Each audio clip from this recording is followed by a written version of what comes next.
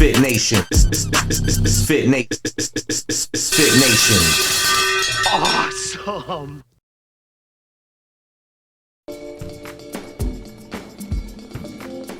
In a past life, he was himself. If opportunity knocks and he's not home, opportunity waits.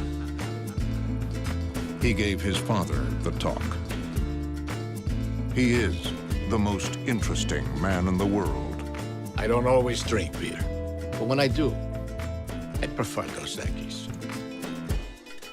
Stay thirsty, my friends.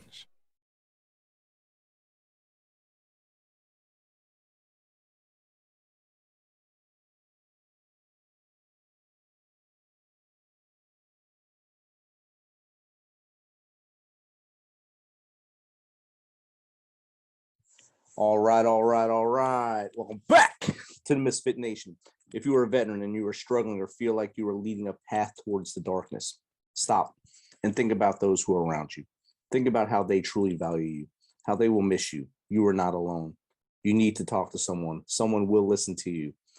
If you feel like the problems you're having inside your head are a burden to someone, or you're embarrassed to talk to your friends and family, call the anonymous hotline at 1-800-273-8255 and press option 1. Don't make a permanent solution to a temporary problem. If you're a new listener, thanks for joining us. Please subscribe to our show on your favorite podcast apps, to include the Military Broadcast Radio app, and check out our family of shows. They are all hosted by awesome veterans. Don't forget to subscribe to our YouTube channel at _MisFitNation. It's _MisFitNation. Subscribe and click the bell. This will keep you up to date with our latest news, episodes, and of course, the stories of our guests. Speaking of which, our next guest guides leaders in transition who are unclear to go from fear to fired up. Through her renowned Spark Your Alpha system, her audiences and clients experience more confidence, amplified emotional intelligence, and the spark that ignites their alignment to their purpose. As the CEO, Chief Excitement Officer of Sparks of Fire International, she hosts the Power of Investing in People podcast, is the author of How to Get Your Voice Back, is a certified fearless living coach and trainer, and the co-founder of the Fire Starters Book Project. So without further ado, let's welcome Shā Sparks to the Misfit Nation. Welcome. Oh, thank you for having me. I'm excited to be here. I'm glad we're able to connect, and we're only about an inch and a half away on the map from each other, but in real time, it's a long drive, and this Zoom helps us stay together and keeps us close together in this world that we live in now. So if you don't mind, Shā, tell us a little bit about your story from as far back as you want to go to where we are now. Oh my. Well, I was born in no. I'm sure everybody says that, right? They always start with that stupid joke. Born someplace. I was born somewhere. No, so I, about 13 years ago, got out of an abusive relationship and started to peel away the layers of the onion that I am, that we all are, and heal each layer one by one. And that really sparked a lot of curiosity in me. And I will say it sparked the path that I'm on now, because I am now, like you mentioned it before, a certified fearless living coach. Before this, when I was peeling away the layers, I was just, what I say is crawling through molasses is how it felt. I was just trying to figure out who I am, what I wanted, where I was going, what I was doing. And I was just trying to heal. I had been in survival mode my entire life up until then, and I didn't even realize it. And so once I was able to get out of this relationship, it just seemed to be an opening, an opportunity for me. So as I started to heal, I started to change the way I spoke to the people around me, especially my dad. And my dad was drafted to Korea in the Vietnam War, and he never talked about it. He told us the story about 6 months before he passed away. And up until then, my whole life, I thought he had enlisted. I had no idea that he was drafted. Wow. Yeah. Can I pause for a second? Yes. Can you hear the cat? Yes. So I was wondering, I thought it was my side. Okay. So, okay, we can pause and the cat's not going to stop, I'm afraid. So, It's just light in the background. It's all right. okay. I say, let me put in my earphones and I can, thank God this isn't live.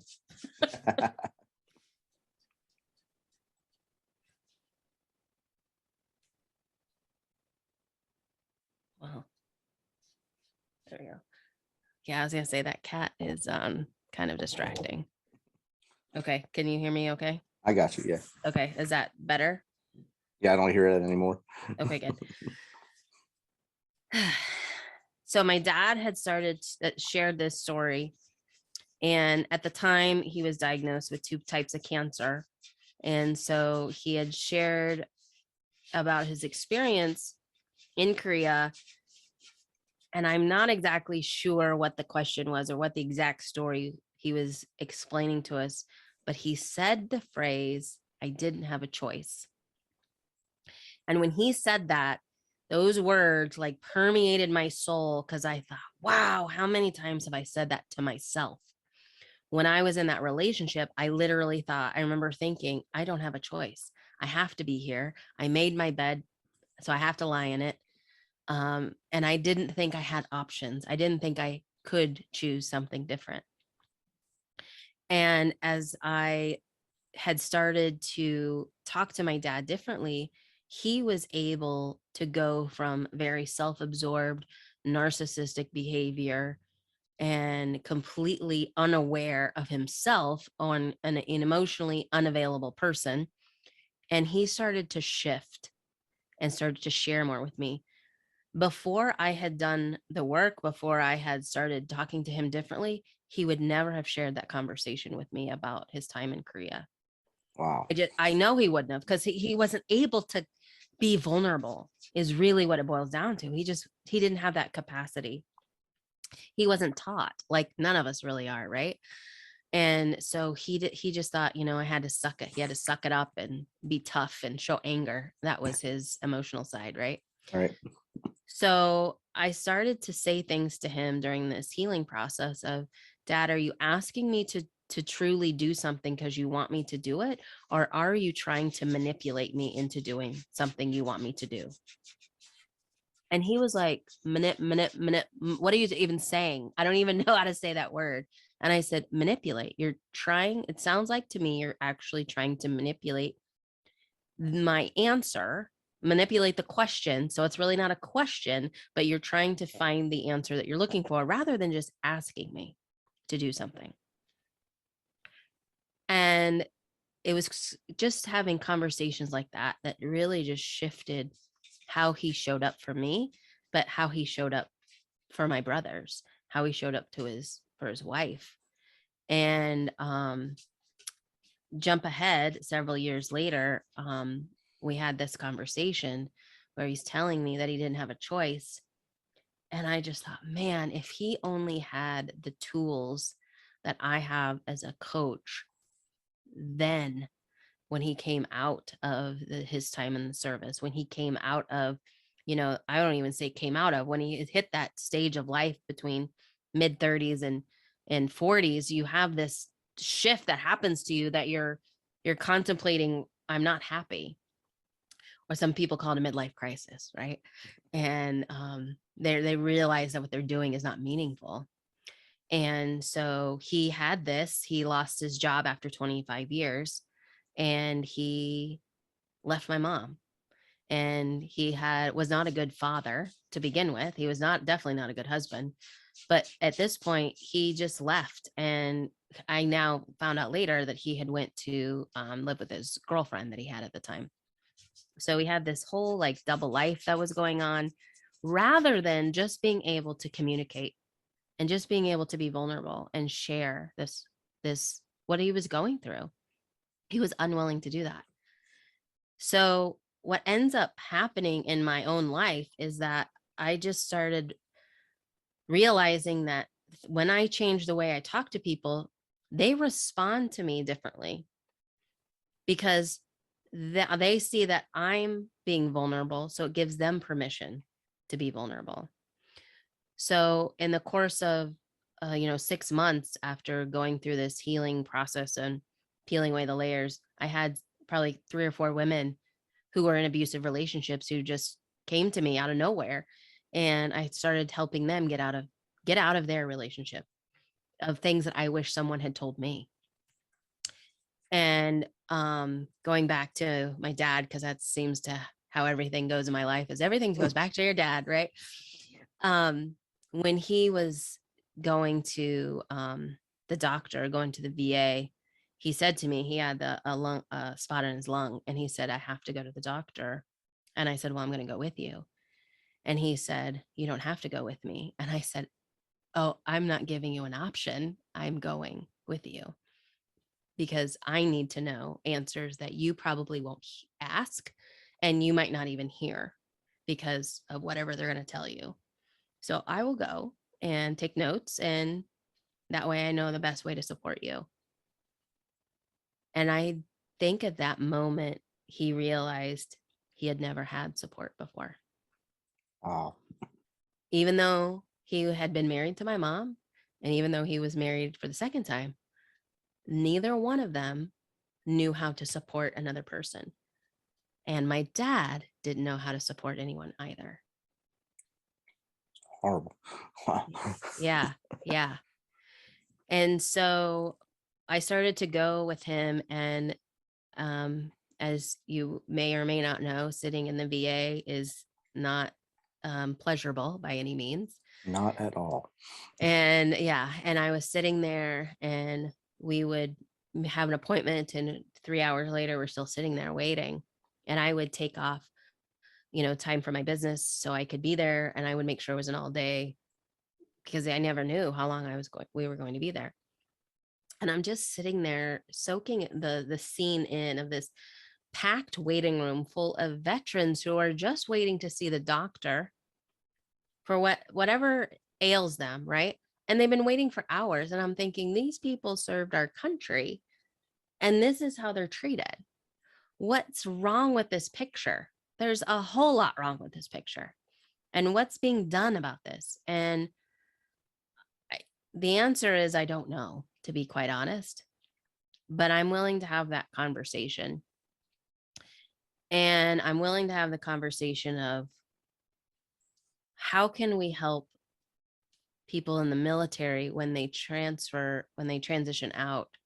How can we help them find their purpose before they leave the military, so they're already set up with a direction to go when they go back to civilian life, and not just a direction, but they have skills and tools already set up, so they know, like you mentioned, the 800 number, they know that one, but they also have a community around them because they've taken time to set that up. Right. And so so my dad gets diagnosed with not just one, but 2 different types of cancers. Oh. And that was literally within a year of my mom getting diagnosed. And so my mom passes away, and then a month later, my dad gets diagnosed. And then 2 years later, he passes away. And I start a podcast called The Power of Investing in People. And I go to a podcast conference, and I meet this gentleman who asked me what I do as a coach. And I said, oh, I transform trauma into treasure. And he said, have you considered working with veterans? And I said, well, that's funny you ask. They keep showing up in my life. I meet them everywhere I go, literally any networking event, and there's a veteran in the room, I'm going to automatically somehow meet them. And I said, so that's interesting you say that. And he said, I think you would do really well in that arena. And I'm a very prayerful person. And so I just, said, okay, God, is this what you want me to do? Then, continue to open the doors, and I'll walk through them. And in a month, literally 30 days with that conversation, I was in Washington, D.C. on Capitol Hill in a congresswoman's office talking to them about what they are doing to help veterans find their purpose before they leave the military and transition back to civilian life. What year was that? 2019. Okay. Yeah. Yeah. Wow. Yeah, but before the world changed, right? Yeah. We're closed a little bit. Yeah. Yeah. Yeah. So that's the long answer to how I got here. That's an awesome journey. Uh, your early childhood and then of course your adulthood with your dad is a traumatic journey for you, just to find out the things that you found out about him and the way he raised you and the way he treated you and your mom. So I mean, Yeah. that's one bad thing. Then trying to be the caretaker for the man who was not a very good person to you or your mom, that shows that you came out a lot better in the end anyway. You Mm, showed him you can be that caregiver at the end, and having to sit, and you said sitting in the VA waiting room with all the seats filled and everyone waiting. We used to have an old clinic here when I first retired, and you go in there and you just felt like you were dying when you walked in there, yes. because it was like Yes. dingy and dark and everyone Yes. just looked like they were miserable. Now Mm, they opened a new one. It's wide open space. There's still people just sitting around. I believe some people just go there to hang out because mm, they have a connection. But a lot of the people that are there now are there to give blood or something like that, blood tests and stuff like that. If they got to mhm. go for something big, they have to go all the way down to Nashville. But to your point of the transition and getting there, I asked you about the year because now we've had, I think, three interns in my office now. So their last 6 months in the military, they go through the career skills program, and Mhm, they're able to sit and choose an industry they think they want to get into. So we've mhm. had 3 get with us. We're consultants, so DA civilians basically, and we retrain on post, and they come and learn how to train soldiers, and from the other side of it, not from sitting in the seat. So, and Nice. 2 of them have got hired onto other firms, so it's working out pretty well. I love that. So when you said, That's that's why I said a great. year, okay, yeah, so it's right. It lines up right when the CSP started Wow. to go in full strength. So That's great. I'm maybe glad your there's change. maybe your foot on the throat of the congressperson helped out a little bit there. Yeah. Well, I would just want to say I'm an advocate, not a lobbyist. Okay, So don't ever put me in that category. all right, your foot was next to him, Right, not on the throat. right. There is Yes. a difference between an advocate and a lobbyist, everyone. Yes. Advocate does that out of pure passion. The lobbyist does it for money. So, Exactly. so we talked about getting away from what you knew as the norm and everything like that. A lot of people have that problem, and veterans especially, like you said earlier, finding that purpose again. And they know what they've been trained to do. They know what they've learned their whole life. And then if they did a whole career, 20 years or plus, they know how to put a uniform on and lead and do that job. What do they know how to do on the other side? So that transition's hard. So it's leaving your comfort zone. How Hmm. does someone step out of that comfort zone and say, hey, I'm going to jump into this feet first and tackle fear? Mm. Well, that's a really great question and not that easy, right? Not that easy That's to 2 in a row. answer. That's not easy to answer. I mean, it's not easy to do. We'll put it that way. It's Right. easy to answer. It's not easy to do. So first of all, there's what I like to say about the comfort zone is it's all we know, right? So as so if you pretended that you lived inside a coffee cup, so I have my Bunker Labs coffee cup right here. Literally, if you pretend that you lived inside it, that's the comfort zone. That's all you know. So you don't know that there's a handle on the outside, what color it is, that there might be flowers on this side, there's options over here. You have no idea. But the comfort zone, it keeps you safe. It keeps you warm, keeps you like nestled in, right? But there's no growth in that. So, comparing someone who like grew up in a military life and then joined the military, right? And I'm going to compare that to someone who's been in an abusive relationship, but they were abused as children, then they've got an abusive relationship and then they get out. And now everything is unfamiliar, where everything before was comfort zone because it was familiar. And now it's completely new. What people don't realize is that when you enter in something new, you have to give yourself grace, permission to process the newness. And for people who are in abusive relationships, statistics will tell you that they either go back to the abuser or they go back to someone who's like that. So what you have to do is ask yourself, what is it that I don't know that I need to know in order to move forward.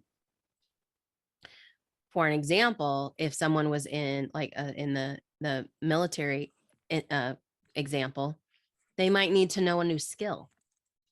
They might need to learn how to interview differently than what they have before. They might need to practice that a few times. Maybe, find a trusted person that they could pretend to interview with. There's all these different things that show up that you have no idea are going to show up until they show up, right? And so the best way to look at how to tackle it when fear shows up, because anytime anything is new, fear is going to show up. It is an emotional fear as well as a physical fear. So physical fear is something like you're worried that, you're not going to make it through the day if you're in an abusive relationship or you're on a combat zone, right? That's a real physical fear. An emotional fear is telling someone that you love them for the first time, or telling your dad that you love him for him to hear it. That is an emotional fear. So anytime something is new, fear is going to show up. So the way that you can navigate going through fear is to look at it as different zones. And you have in the center of that zone, like let's pretend that you drew a target on a piece of paper. And in the middle, inside that coffee cup, is the comfort zone. And right outside of that coffee cup or that comfort zone is called the stretch zone. And then we go a little bit bigger and we have what's called a risk zone. And then you have on the outside of the risk zone, you have this die zone. So on the outside of your target is your die zone. So the comfort zone is status quo. It's comfortable. We know what we know, what we know. Stretch zone is, it's new. We know we can do it. We know we could apply for that job, or we could, learn a new skill, or we could, live on our own for the first time, or whatever it is, right? We know we could do it. We just haven't done it. The risk zone that's a little bit scarier. It's a little bit like, I don't know if I could do that. I mean, it seems like I could do it, but I'm a little afraid to actually do it. I'm actually afraid to take those steps to do it. And then the die zone is something that is like completely so out of your comfort zone. It feels like you could literally die doing it. For some people, that's public speaking. For some people, that's trying to, find a relationship again after a bad one or a divorce, trying to get back into the dating world, trying to reconnect with their spouse or reconnect with their parent or their sibling after, decades of not speaking. That's a die zone for some people. So the way to navigate it is to break it up into where it is, how the task that you're doing, where does that fall in those zones? Does it fall in the stretch, the risk, or the die zone? And then how can you break it down to a small step and take that small step rather than looking at the big picture of, oh my God, that's such a die. There's no way I could talk. There's no way I could apply for that job. Excuse me. Let's take it down to, what if you just had that conversation? What if you just looked at the application? What if you just updated your resume? Right. So it's taking it from such a huge thing and navigating it to a small chunk to take on. You take the fear out by making baby steps. Yes, absolutely. Yeah. And then what happens is when you take those baby steps, then your comfort zone expands. So what used to be, because what happens when you are vulnerable, you grow confidence. That's just how it happens. So for me, if you don't mind, I'll share a story. Okay. I was going through my healing, and I learned that I could not be vulnerable. It was very hard for me to be vulnerable. So I knew I needed to get comfortable in being uncomfortable. Excuse me. And when I say uncomfortable, I don't mean like in risky scary situations. I was more of, being in new places. So I started to go to events, networking events by myself, not knowing anyone, and just having conversations, just practicing having conversations with new people. And a couple of things happened. One, I found that it was actually when you go up to someone and go, I'm new. Excuse me. When you go up to someone and you say, I'm new here, most of the time they're like, oh gosh, I'm new here too. Or I remember when I was new here. Right. And it gives you an automatic common bond. And then it allows you to kind of break the ice, so to speak, and have conversations, practice conversations. Excuse me. I just got over COVID. So Oh, hopefully that's tea in the Bunker Labs cup helping you out. yeah, so let me get another cough drop. I'm so sorry. That's all right. So as I started to have these new experiences, I decided, what else could I do that's really out of my comfort zone? And I was like, I know that someday I want to be a speaker and speak on stage. So maybe I need to start. Goodness. I haven't coughed for a week, and all of a sudden, right now. Now it's happening.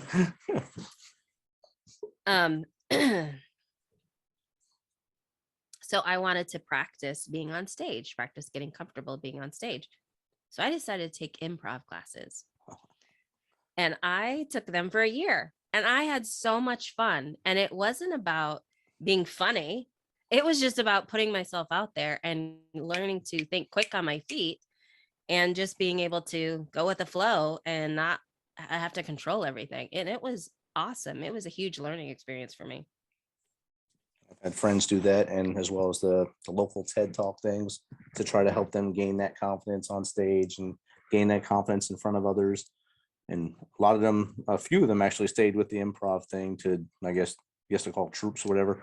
They go out there and they hang out together and they do it locally, or they travel around their own states and do it and have a good time. So it's a good program. Like you said, build your confidence.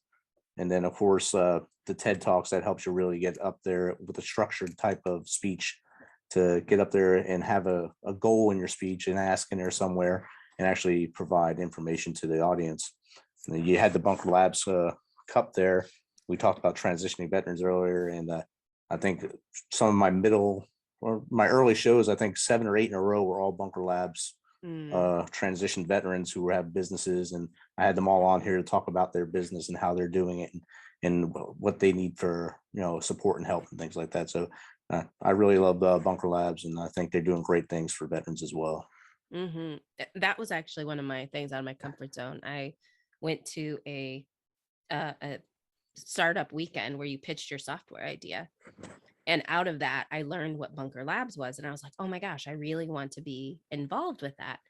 Well, at the time I was living in Kansas City, and they didn't have it in Kansas City. So the gentleman I told you who I met at a podcast conference, who said, hey, have you considered working with veterans? He was the city leader of Bunker Labs in San Francisco. And when he tells me that, I'm like, I know what Bunker Labs is. And he's like, you do? How do you know that? So I told him, and I said, I've been waiting for them to launch in Kansas City. And he was like, well, they are. Let me connect you. And I was able to, volunteer with them until the shutdown happened in Kansas City. But, I think it's a great, one of my favorite organizations to work with.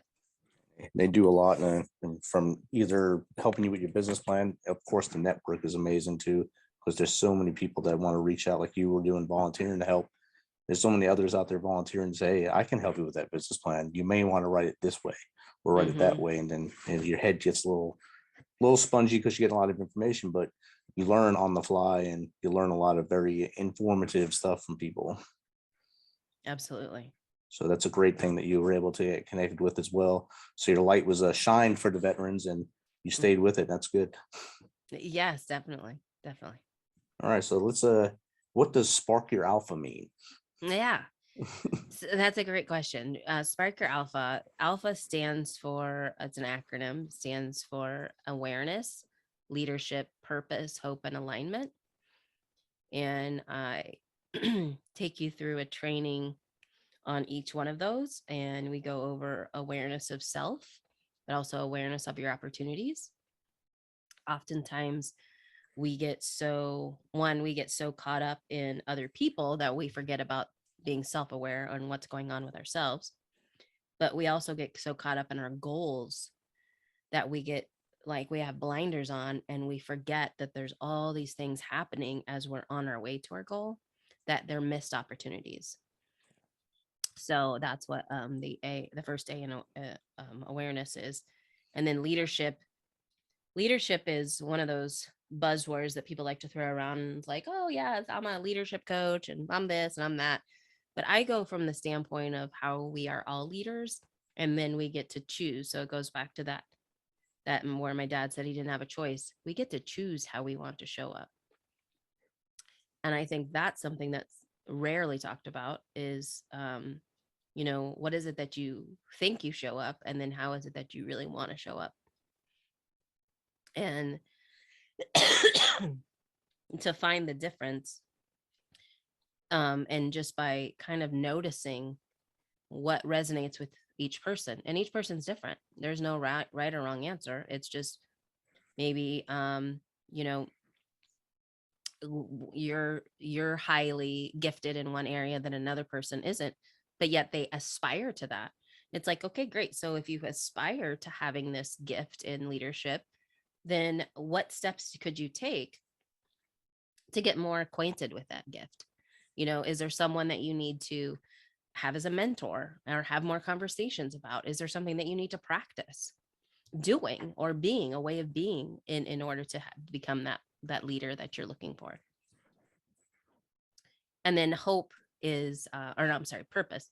It goes back to what we talked about earlier about helping find purpose. It's really about taking every obstacle that you've overcome and applying that in action of how can you help the next person? How can you pay it forward?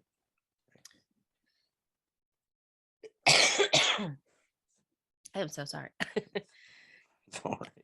And then hope is the opposite of fear. So when fear shows up, right, it's how can you have that aspirational hope to keep you focused to still go forward? So rather than have a goal, you have this aspirational hope in order to help propel you forward. And then the last A is alignment. When all of these things, awareness, your leadership qualities, your leadership gifts, your purpose, your hope is there, then you're in alignment. And what does alignment feel like to you? And how do you know? And what happens when you're in alignment? And so we kind of talk about, we bring that piece in. And then it's more like you're in the flow. And then how things start to just automatically appear. Like for instance, with the opportunity to be on Capitol Hill, it was just a series of conversations. I didn't guide anything, and all of a sudden, so that's how I knew I was in alignment, because things just kept, one conversation led to the next conversation, to the next, to the next, to the next. The stars aligned, and there you were. Yeah, exactly. Standing next to the congressman, not stepping on the congressman. Yes, exactly. Make sure we clear that up again. Exactly. So, Shā, if you could give advice to the transitioning veteran or military person as they come out, a couple pieces of advice for them as they come out, whether they want to pursue a business track or pursue a career track, what would that be?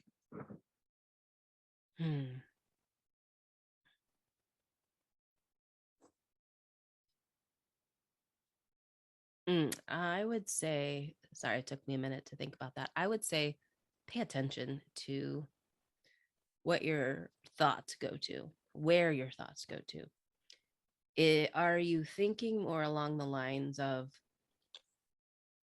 that you're really passionate about something? Or are you thinking along the lines that you like to go to work and then come home? Or do you like to go to work, come home, and work some more. There are certain things I think that kind of distinguish between employee and business owner. And I always think if you have an idea and you think about this idea for a substantial amount of time, and that could be any more than 30 days, 90 days, 9 years. If you're still thinking about that, more than likely you're a business owner, but you're not pursuing it because fear is showing up. So I think that's one of the things that you can kind of distinguish. So to really pay attention to where your thoughts are going. And then I would also say, find yourself people that inspire you, that you think are mentors on both sides of the thread, both sides that are in business owners and in employers, because you never know, you might take one lesson from one and take something from someone else, and it'll still propel you in the direction that you need to go. But it might not be, one specific one, but find people that inspire you, and then start to notice. Again, it goes back to that pay attention to what qualities inspire you about that person.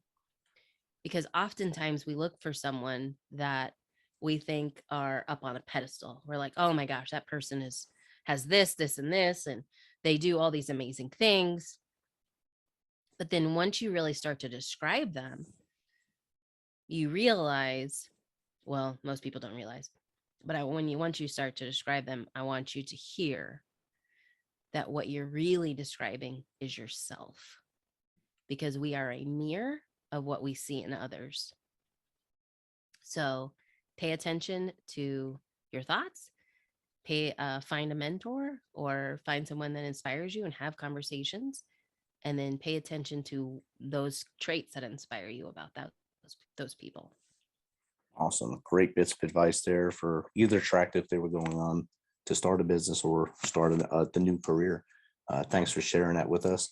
And Shā, how does someone get in contact with you to either sign up for your coaching or have you come on their show or just to chat with you?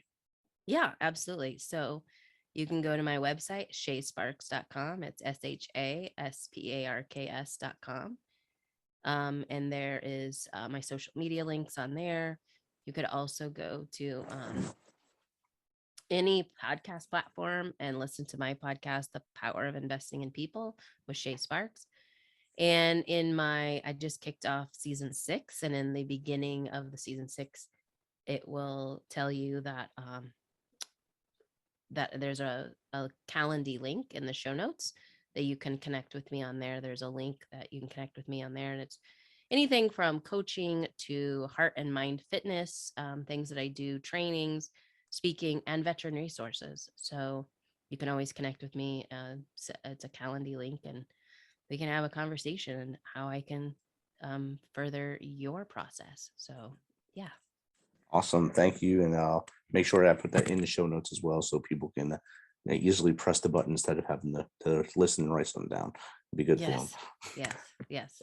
So I've been saying your name wrong the whole show. So Shā, thank you for being on and being patient with me and messing up your name the whole show. But again, thank you for taking some of your time to share your story with us.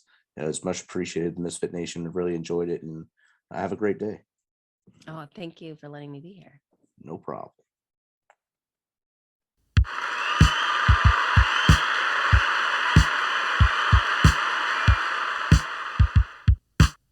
You know how we do this. Thanks for taking some of your time to spend with us on MisFitNation. Be sure to hit that subscribe button and share the link as much as possible. If you want to, please become a supporter to help us carry this thing on. We appreciate you. If you know someone that brings that energy, has a great story, is an up-and-comer in the industry of music, in the arts, have them reach out to us on MisFitNation.com. We will get back to them within one day and get them on here so they can share their story with the world. As always, till next time, be humble, stay hungry, and keep hustling, because we are MisFit Nation.